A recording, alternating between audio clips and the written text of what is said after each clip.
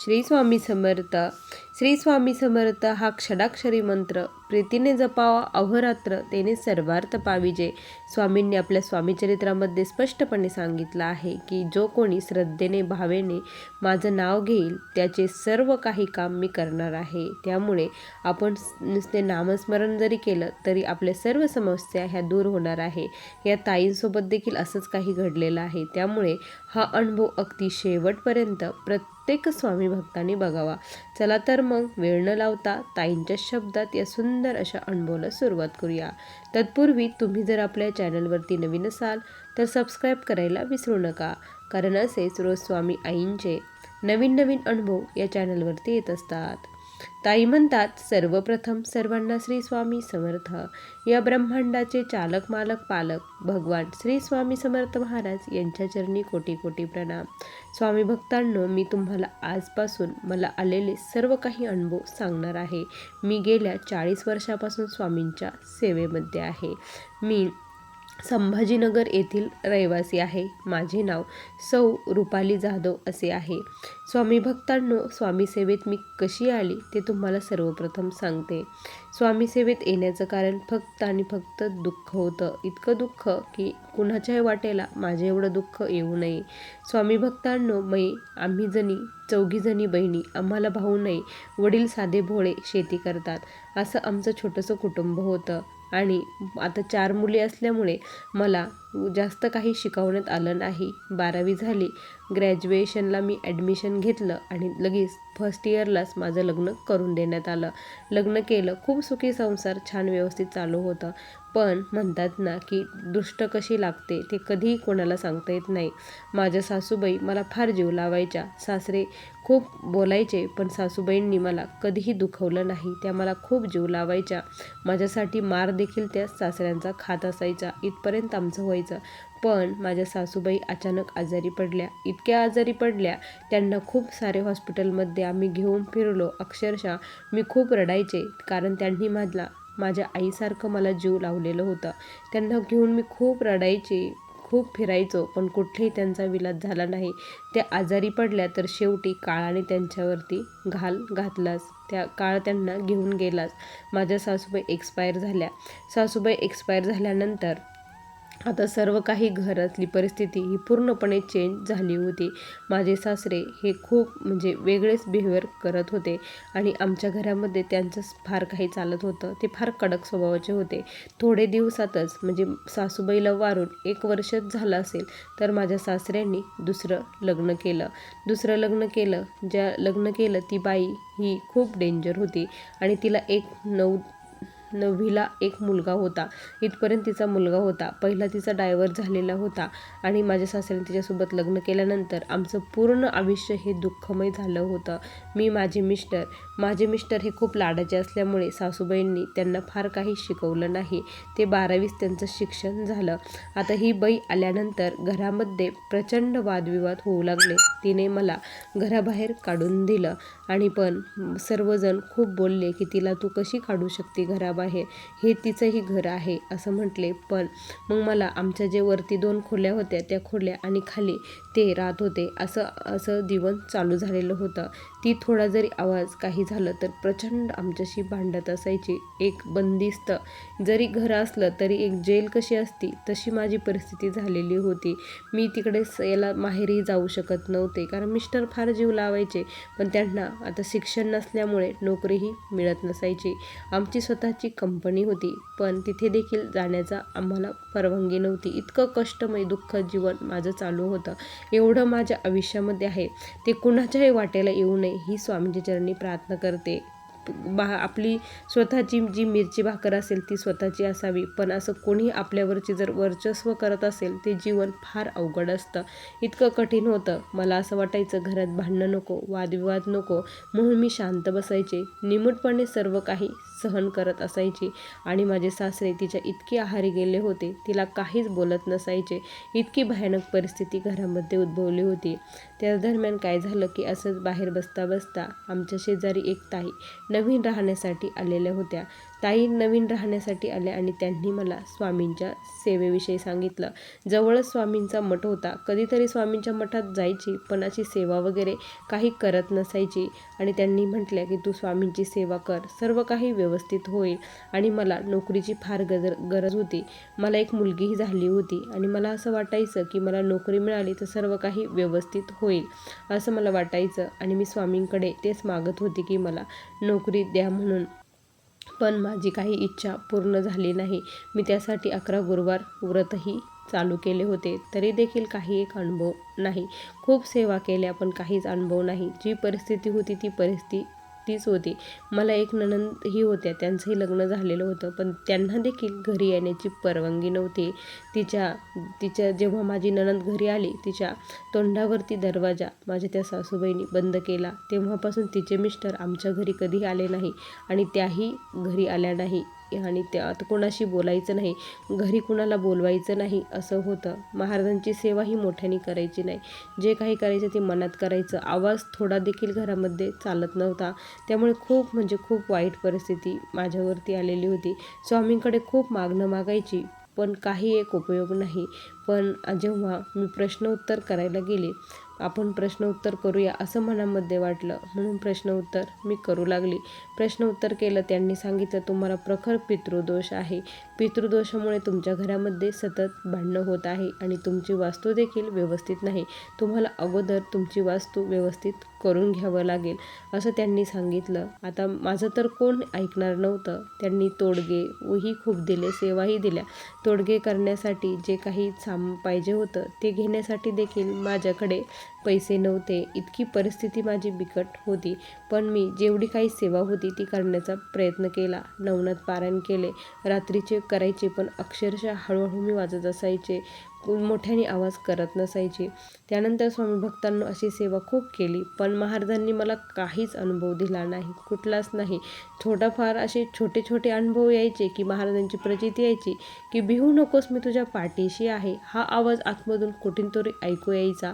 कोणीतरी गाणं लावलं, आपलं तारक मंत्र लावला तर खूप मनाला बरं वाटायचं की नाही बाबा कोणीतरी आहे, कुणाचा तरी आधार आहे. असं नाही की आपल्याला आधार नाही, आपले ब्रह्मांड नायक आपल्यासोबत आहे असं वाटायचं. आणि जेव्हा मी खूप रडायची, अक्षरशः रात्र झोप यायची नाही, त्यावेळेस आतूनच एक आवाज यायचा की घाबरू नकोस, आम्ही आहोत, हम गया नहीं जिंदा हूँ असा आवाज मला वारंवार येत असायचा.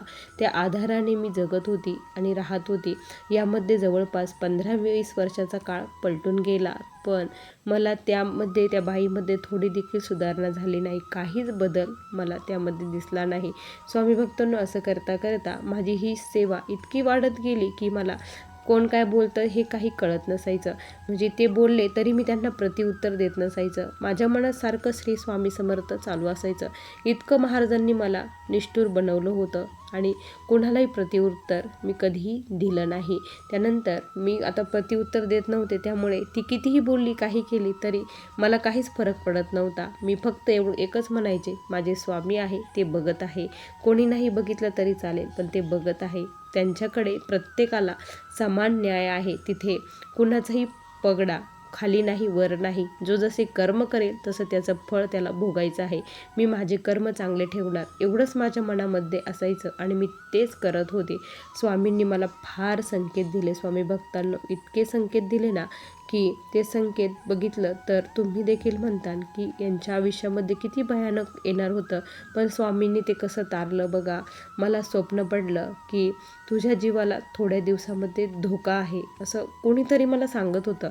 एक बाई माझ्या स्वप्नात आली आणि ती मला सांगत होती की तुझ्या जीवाला थोड्या दिवसात धोका आहे, तू सांभाळून राहा असं त्यांनी सांगितलं. तुला 5 संकेत मिळतील, ते संकेत त्या जीवाला तू मारू नको असं त्यांनी सांगितलं. असं सांगितल्यानंतर असं स्वप्न मला का बरं पडलं मला काहीच कळत नव्हतं. त्या स्वप्नानंतर स्वामी भक्तांनो 2च दिवसामध्ये आमच्या घरामध्ये इतका मोठा भयानक साप आला. हा साप कधीही आमच्या घरात कुठलाही सर्प आला नव्हता, पण त्या दिवशी इतका मोठा काळा कुट्ट साप होता.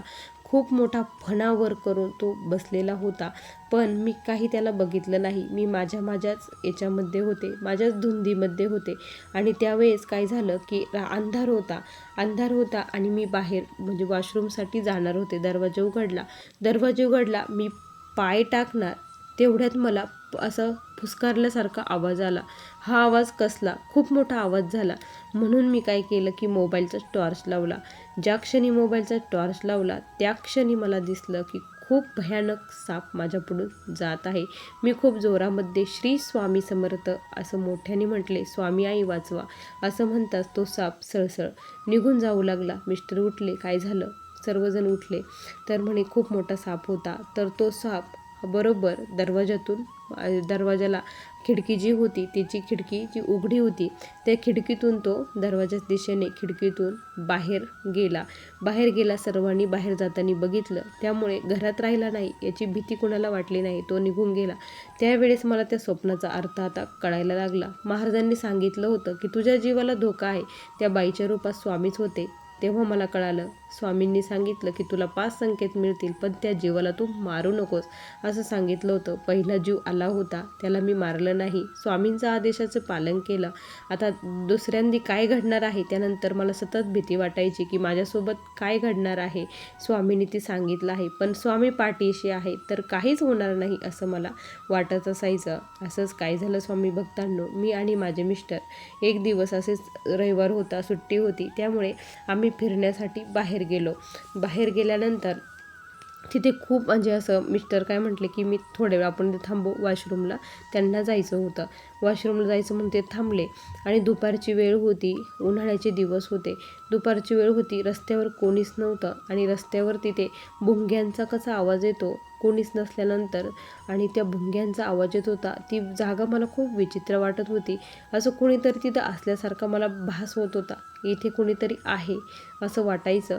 पण माझं मनामध्ये श्री स्वामी समर्थ हे नामस्मरण चालू होतं आणि माझ्यासमोरून कोणीतरी पळल्यासारखं मला वाटलं. मिस्टरांना म्हटलं की इथे कोणीतरी आहे, चला लवकर.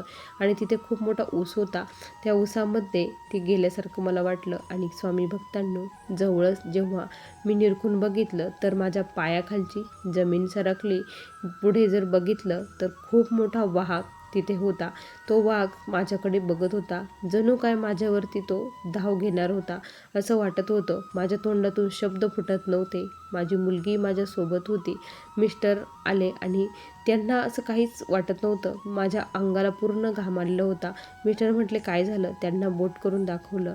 त्यावेळेस तो आमच्याकडे खूप रागाने बघत होता. पण महाराजांनी सांगितलं होतं की कुठल्याही जीवाला काहीच करायचं नाही, आम्हाला आमचा जीव वाचवायचा होता. मी श्री स्वामी समर्थ खूप मोठ्याने म्हणू लागली. पटकन गाडी चालू केली. जशी गाडी चालू केली तो पुढे येणार तेवढ्यात आमची गाडी निघून गेली आणि तेव्हा देखील स्वामींनी खूप मोठ्या त्या याच्यातून वाचवलं. खूप बळ दिलं, खूप पाठीशी आलं. माझ्या काळ वेळ तुम्हाला सांगते दोन्ही आलं होतं.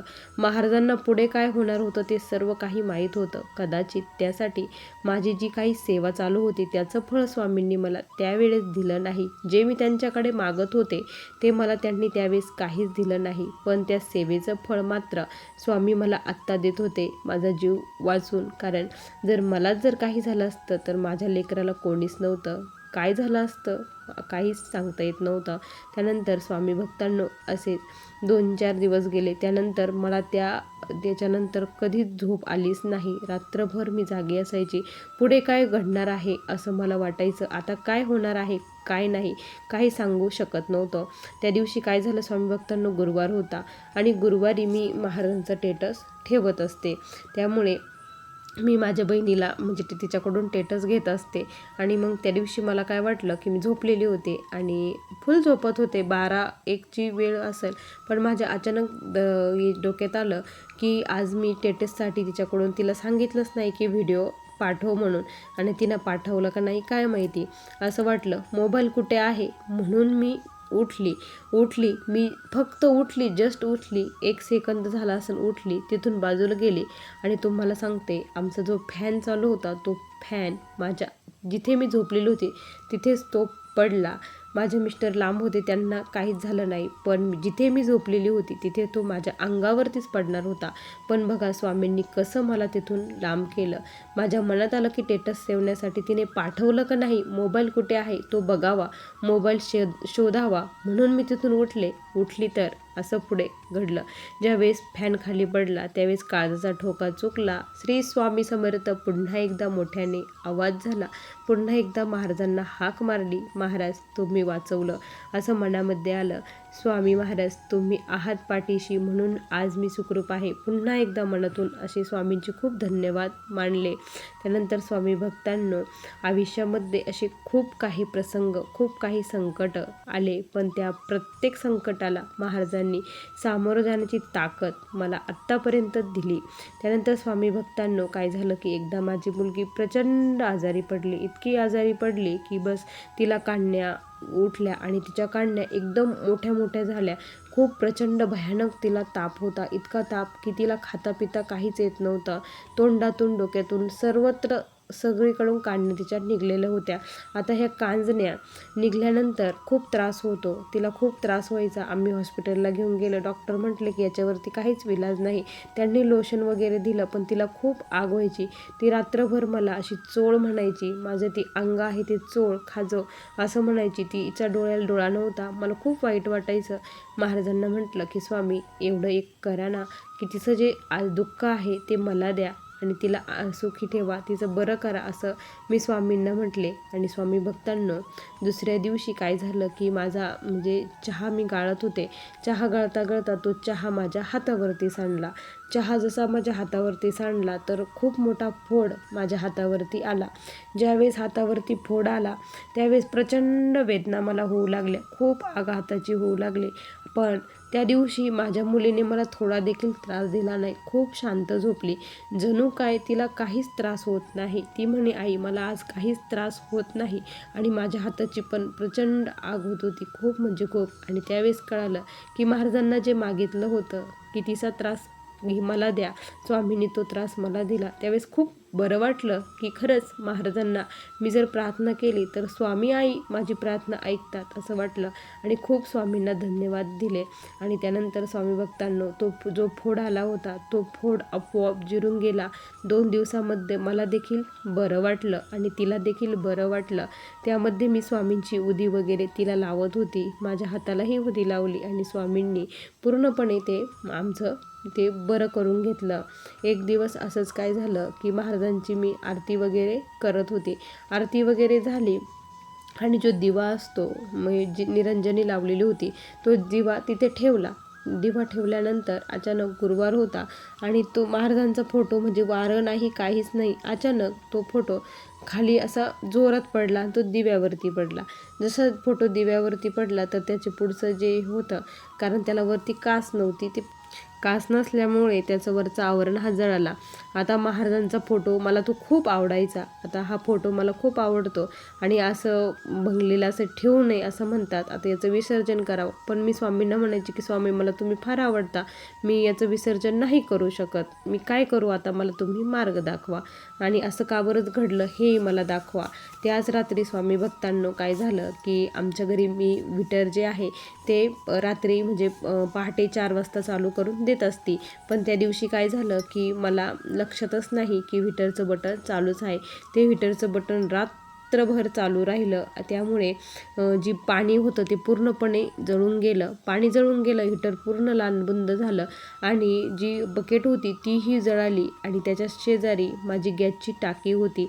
खूप मोठा स्फोट त्या दिवशी घरामध्ये झाला असता, पण त्या दिवशी स्वामींनी मला उठवलं आणि मी म्हणजे काय मला बुद्धी आली काय माहिती की मला असं अचानक कोणीतरी उठवल्यासारखं झालं की उठ जागा हो.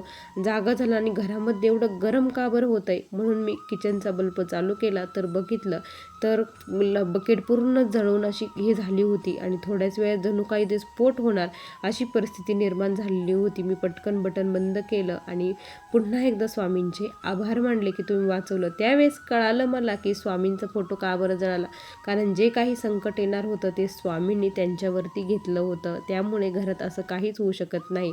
ज्यांच्या घरामध्ये स्वामींचं अधिष्ठान आहे त्या घरामध्ये असं काहीच होत नाही. स्वामी महाराज प्रत्येक प्रत्येक संकट आपल्यावरती घेत असतात. आणि त्यानंतर तो फोटो मी विसर्जित केला नाही, कारण स्वामींनी संकट त्यांच्यावरती घेतलं. तो भंगला नाही, काही झालं नाही. तो फोटो व्यवस्थित आहे असं मला वाटलं, कारण माझी स्वामी आई प्रत्यक्षात त्याच्यामध्ये आहे आणि मी त्यांना लांब माझ्यापासून करू शकत नाही. असं म्हणून मी तो फोटो आज देखील तो फोटो माझ्याकडे आहे. जसाचा तसा स्वामी प्रत्येक क्षणोक्षणी मला खूप वाचवतात, खूप हे करतात. त्या बाईमध्ये मलाही माहीत आहे की तिच्यामध्ये बदल शेवटपर्यंत होणार नाही, कारण एखाद्याचा स्वभाव असतो, त्याचे जे कर्म असते त्याला ते करून फेडायचंच असतं, कारण मागच्या जन्मीचं तो घेऊन येत असतो आणि ह्या जन्मी जर त्याला सद्बुद्धी नाही मिळाली तर तो पापच करत राहणार आहे, हे मला माहीत आहे. पण जेव्हा सद्बुद्धी स्वामींना द्यायची, जेव्हा योग्य वेळेची त्यावेळेस होईल. पण माझे स्वामी सोबत आहे, त्यामुळे मला जगायला आता काहीच वाटत नाही. स्वामी भक्तांनो, खरं सांगते, माझ्या आयुष्यातील असे स्वामींचे खूप मोठे मोठे अनुभव होते. मला आलेले अनुभव असे होते. श्री स्वामी समर्थ. बघा स्वामी भक्तांनो, किती सुंदर अनुभव आहे या ताईंचे. तुम्हाला हे अनुभव कसे वाटले नक्की कमेंटमध्ये कळवा. पुन्हा भेटूया अशा सुंदर अनुभवासोबत. तोपर्यंत सर्वांना श्री स्वामी समर्थ. जय जय स्वामी समर्थ. श्री गुरुदेव दत्त.